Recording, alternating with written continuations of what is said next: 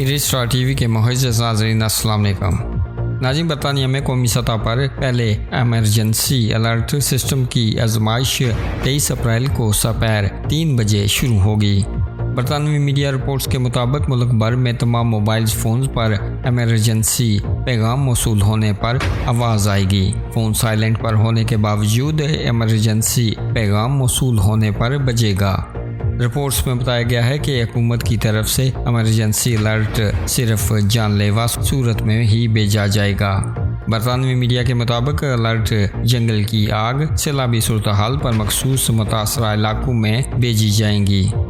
इस किस्म का mobile alert system America, Canada, Holland, यूनान और जापान में भी मौजूद है। नाज़रीन, इस खबर के हवाले से आप अपनी राय का इज़हार नीचे कमेंट बॉक्स में ज़रूर कीजिएगा और मज़ीद अपडेट्स के लिए हमारे इस चैनल को सब्सक्राइब कीजिएगा।